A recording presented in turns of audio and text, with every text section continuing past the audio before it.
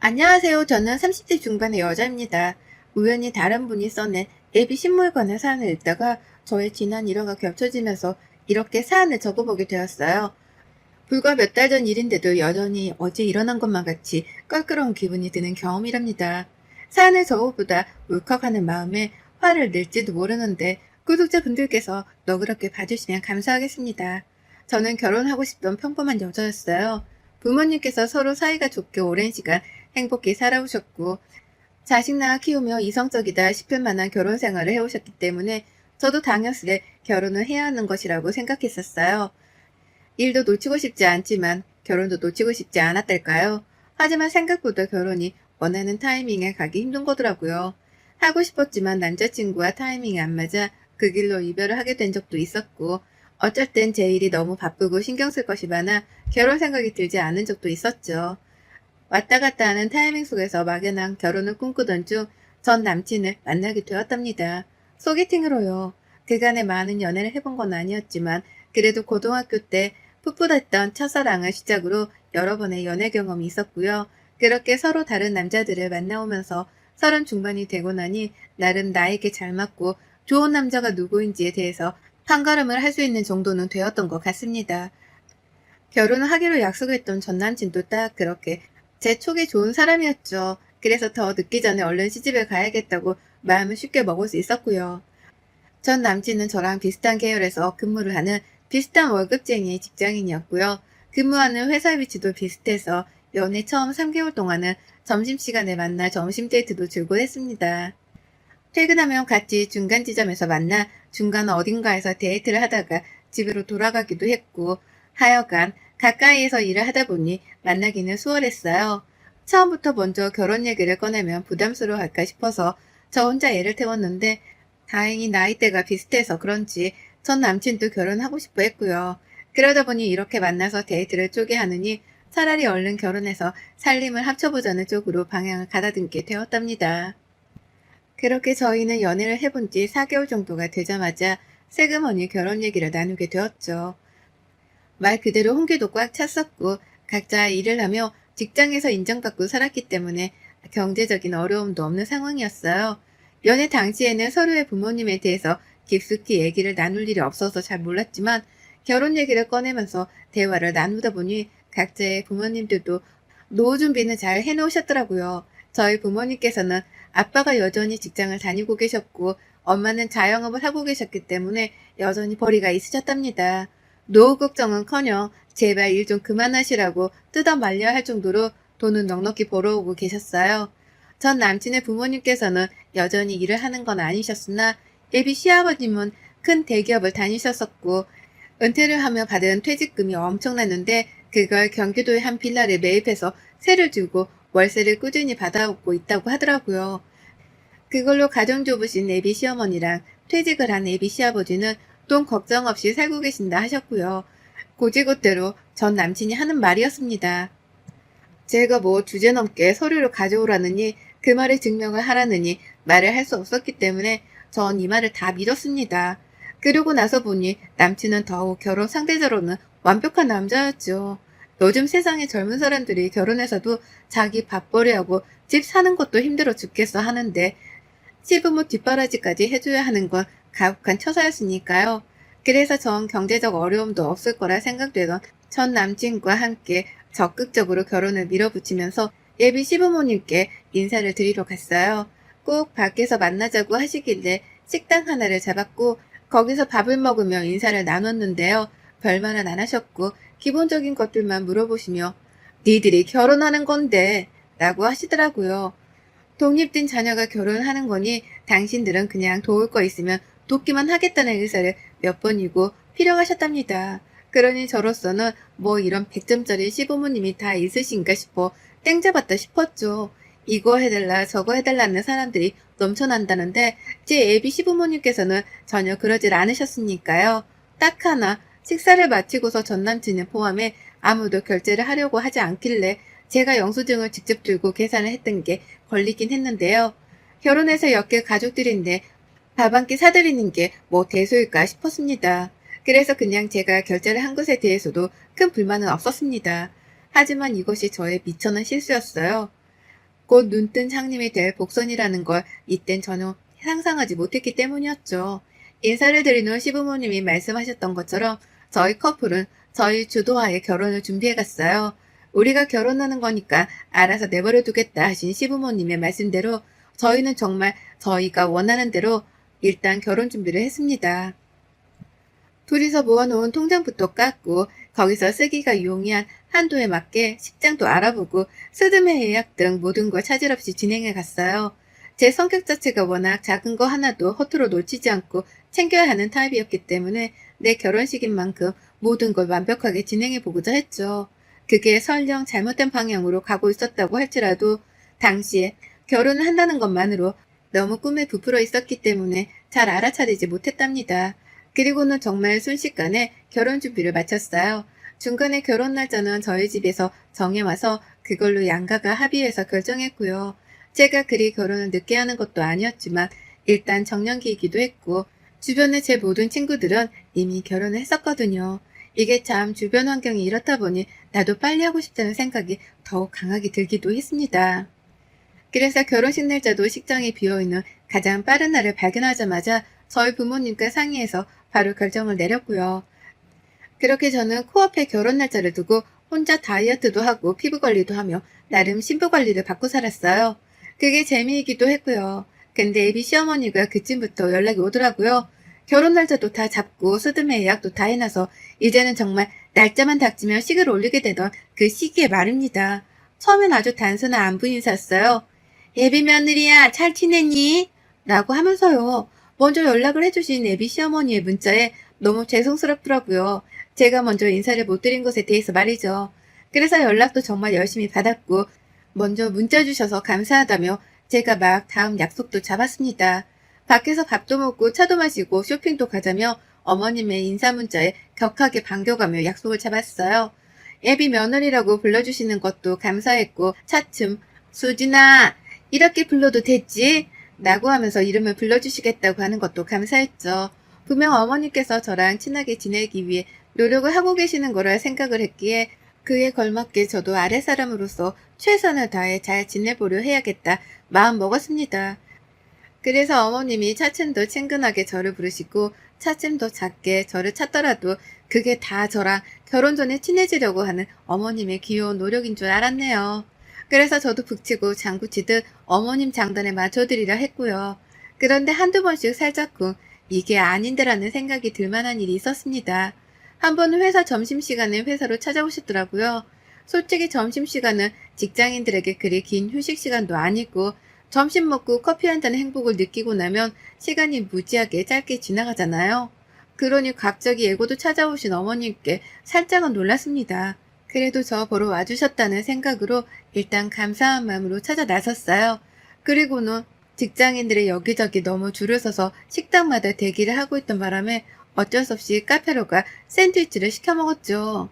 그런데 어머님이 샌드위치를 다 먹자마자 나 하나 더 시켜 먹어도 돼? 라고 물으시더라고요. 당연히 그래도 된다며 그러라고 했더니 어머님이 글쎄 샌드위치를 아버님 거 하나, 시누이 거 하나, 그리고 전 남친 아침으로 먹일 것이라며 남친 거 하나, 그리고 자기 것까지 넉넉 잡아 열뭉텅이를 싸운 겁니다. 진열대에 있던 샌드위치를 모두 다 가지고 나오신 것이었어요. 이렇게까지 사오실 일인가 싶었으나 일단 계산을 하려며 카드를 내어드렸습니다. 그리곤 잠깐 생각했죠. 애비 며느리 카드로 당신 가족들의 다음날 아침까지 사가는 애비 시어머니가 몇이나 있을까 하고 말이죠. 하지만 뭐 이게 처음이자 마지막이겠거니 했습니다. 어머님이 다음날 아침을 차려주지 못할 부득이한 상황이라도 있겠거니 하며 애써 말도 안 되는 이유를 들먹이며 저 스스로 이해를 해보려 했죠. 그러나 이런 일들은 몇 번이고 반복이 되었답니다. 어머님이 불현듯 찾아 불러서 얻어먹는 일 말이죠. 그러면서 한 번을 사주지는 않으시더라고요. 말은 참 친해지려 애쓰시는 듯 하는데 단 한 번도 제게 밥이라는 걸 사주신 적이 없었답니다. 전 그때까지도 아직 전 남친의 집을 한 번도 가보지 못한 상황이었는데 집으로 초대조차 해주질 않으셨어요. 밥 한 끼 정도도 대접을 여태 안 해주셨던 겁니다. 슬슬 이런 것들이 아리송해지고 나는 언제쯤 예비 시댁이란 곳을 찾아가기나 할까 싶어서 전 남친에게도 말을 털어놨어요. 나는 집으로 언제쯤 초대를 해주냐고 말이죠. 다들 결혼하고 집을 깜짝 공개할 참이냐고 하면서 말입니다. 하지만 남친도 웃기만 할 뿐 당장 약속을 잡잔 말은 하진 않았고 그쯤 시어머니 태도도 더욱 이상해졌어요. 제가 너무 편해지셨던 겁니다. 결혼을 정말 코앞에 둔 상황이었는데 어머님이 슬슬 본색을 드러내기 시작하셨죠. 자주 밥도 사드리고 또 회사 앞에서 만나기까지 했으니 제가 편해지셨던지 어머님은 제가 집에 와 있는 퇴근 후의 시간에도 연락을 서스럼없이 하셨답니다. 그리고 어머님과 대화를 주고받다 알게 되었죠. 애비 시어머니가 내가 생각했던 것보다 개방적이지도 않고 또 친절하지만도 않다는 걸 말이죠. 한두 번씩 집안일에 대해 잔소리 비슷한 훈계를 하시더라고요. 내가 결혼을 오래 해봤잖아. 여자가 성질을 죽이고 사는 게 최고야. 집에 와서도 바깥 일한다고 큰소리 내지 말고 남편 기 살려주면서 늘 떠받들어주는 걸 본보기로 삼아야 집이 잘 굴러가는 거지. 라는 말로 제게 성질을 죽이고 살란 소리를 돌려가게 하듯 말씀을 하시더라니까요. 바깥 일을 한다고 큰소리 내지 말란 소리는 맞벌이를 한다고 해서 배우자랑 대등하다고 생각을 하지 말란 소리와 다를 게 없었고요. 뭐 이런 구닥다리 같은 소리를 당당하게 하시나 싶어 처음엔 놀랐습니다. 내가 생각하던 그 착하고 친절하신 애비 시어머님이 맞나 싶어 말이죠. 하지만 어머니의 뻔뻔한 잔소리는 멈추질 않았어요. 맞벌이를 하되 큰 소리는 내지 말고 살라 하면서 어디 돈 나갈 일이 있으면 저부터 찾기 시작한 거죠. 간단히 밥을 먹을 때에도 며느리한테 밥을 얻어먹고 싶다며 제 카드를 꺼내게 하고 남친이랑 시부모님이랑 넷이서 다 같이 밥을 먹은 적도 있었는데 그때도 며느리 카드를 써보자면서 저에게 계산을 하도록 주도하셨답니다. 그때까지도 저는 아직 시댁을 가보지 못한 상태였고 단 한 번은 시부모님께 얻어먹어보지 못했네요. 대기업 다니다가 퇴직하고서 억대 퇴직금을 받은 걸로도 모자라 경기도 빌라 하나를 사서 월세를 받으며 사신다더니만 이건 뭐 말만 넉넉할 뿐 보기엔 상그지가 따로 없었답니다. 슬슬 이상하단 감이 커져갖고 그쯤부터 저도 남친에게 집에 좀 데려가 달라고 한다거나 네가 밥을 사보라며 고집을 부리는 듯 속으로만 감추고 있으려던 속마음을 꺼내기 시작했죠. 그리고는 결혼을 거의 일주일 남겨놓은 상황에서 결국 시어머니가 제게 시한폭 돈을 떠넘겨주고 마셨답니다. 결혼을 코앞에 뒀었기에 신부가 도망을 가지 못할 것이라고 생각을 하셨더라고요. 스즈메 예약도 다 해놓고 식장 예약도 다 되어버린 상황에서 모든 걸 뒤집을 수 없다는 걸 시어머니는 아셨던 겁니다. 그래서인지 결혼을 일주일 앞뒀던 그 중대한 시기에 시어머니는 드디어 저를 시댁으로 초대하셨답니다. 감격스러운 순간이었죠. 그와 동시에 속마음은 굉장히 알딸딸했고요. 이게 이렇게 찾아오기 힘들 일이었나 싶으면서도 이제서야 나를 초대한 것엔 이유가 있으리라 싶었습니다. 그리고 아니나 다를까 집에 가니 난리였죠. 넉넉할 줄 알았던 예상과는 달리 시댁은 너무 후줄근하더라고요. 그간 왜 그렇게 며느리 카드를 못 써서 안달이었나 짐작이 될 정도로 시댁의 집안 사정은 보잘것이 없었습니다.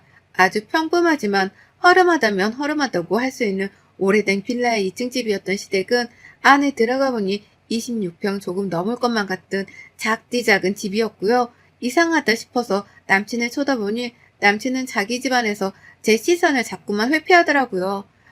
할 말이 없다는 듯이 말이죠. 그 틈을 노려 시어머니는 이렇게 말씀을 하셨죠. 이제 너희들이 결혼을 코앞에 두고 있고 어찌 보면 벌써 우리 가족이 된 거나 다름이 없으니 말을 해야지.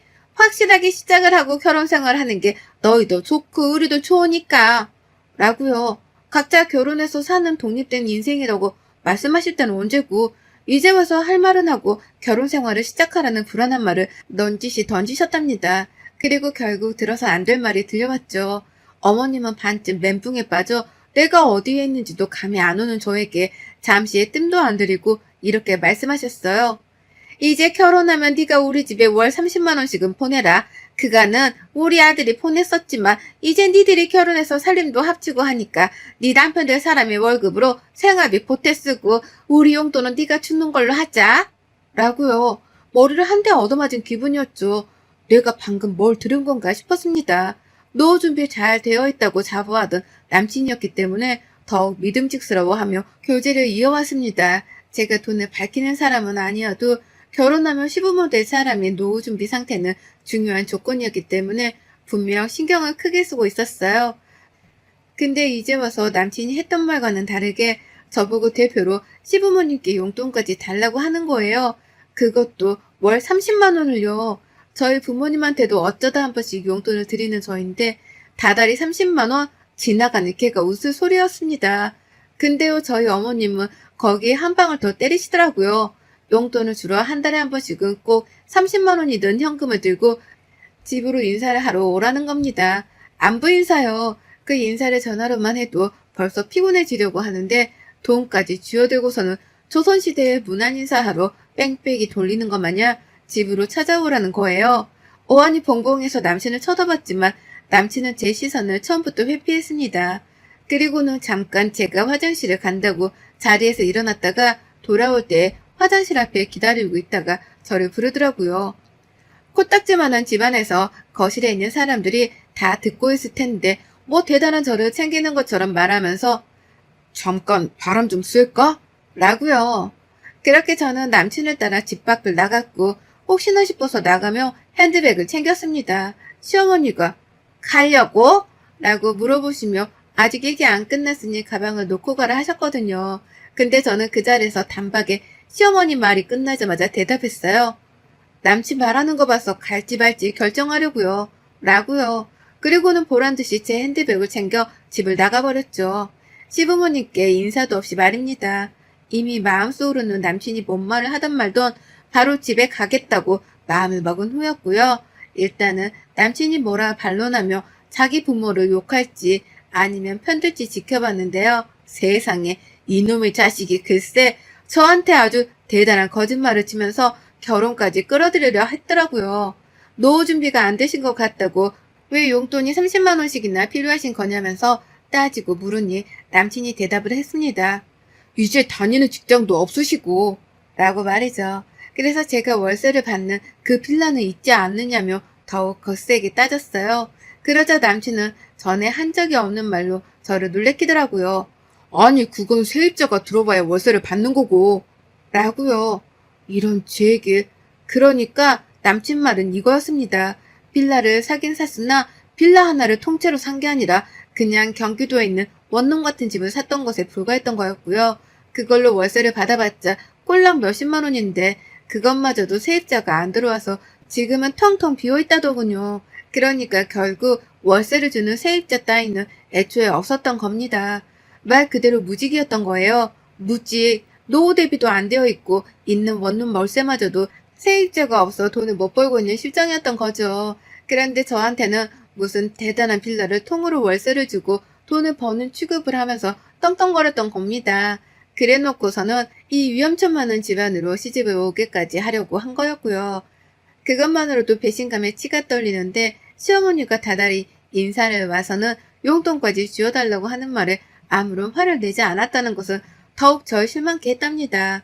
내 편도 아닌 놈인데 잘난 것도 없는 놈이니 더더욱 결혼할 이유는 없다 싶었죠.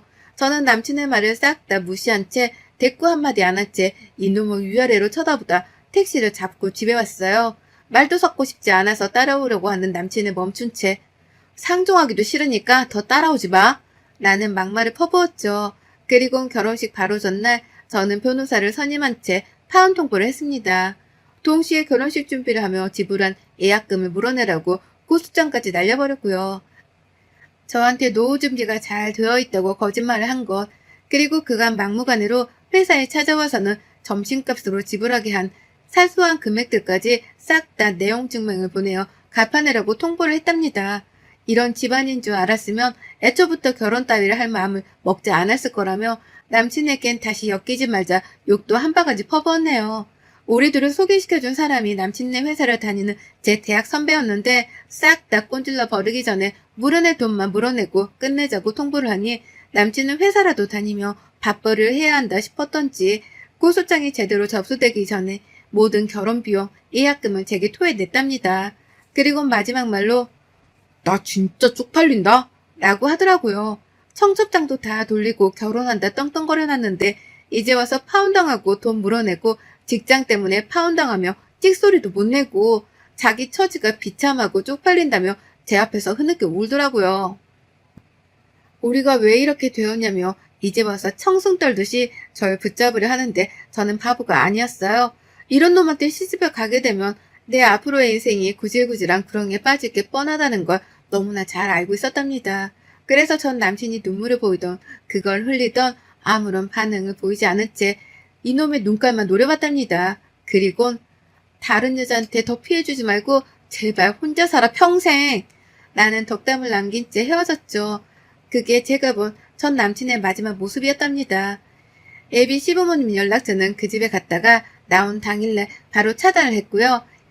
애비 시부는 굴러들어올 뻔한 돌을 빼낸 게 마음 아팠던지 그 두 번을 제 회사까지 찾아왔는데 그때 제가 전 남친한테 발악을 하며 꼰지르니 남친이 허겁지겁 달려와 자기 엄마를 데리고 도망쳤답니다. 제가 그랬거든요. 니네 회사에 니네 집안 궁상인 거 싹 다 터뜨리고 파혼 책임 묻기 전에 니네 엄마 데리고 꺼져. 라고 말이죠. 그렇게 저는 결혼을 하루 앞둔 전날 남친과 파혼을 했어요. 그리고 다시 서른 중반이 지금 싱글이 되었답니다. 결혼을 할 사람은 단박에 파악도 하고 잘 선택할 거라 자신이 있어 하던 저였는데요. 이번 경험을 통해서 다시금 깨우쳤네요. 결혼이란 것만큼은 정말 신중하고 또 신중해야 한다는 걸 말이죠. 그래서 전 아무래도 당분간은 혼자인 솔로를 즐기면서 다가온 지금의 정적을 조금이라도 더 즐겨보려 합니다. 마음 가다듬고 언젠가 다시 찾아올 좋은 사람을 만나길 기다리며 만족하려 살려고 노력 중이네요. 속으로 끙끙거리며 품고 있던 저만의 사연이었는데 이렇게라도 사연 속에 털어놓고 나니 속이 시원합니다. 예비 신부님들 부디 저 같은 꼴 당하지 말고 신중하고 또 신중하세요. 결혼은 코앞에 두고도 예비 시댁을 한 번도 못 가봤다면 지금이라도 당장 정신 차리시고 집안으로 쳐들어가 보시길 추천드립니다. 여러분의 생각은 댓글로 남겨주세요. 오늘도 시청해주셔서 정말 감사합니다.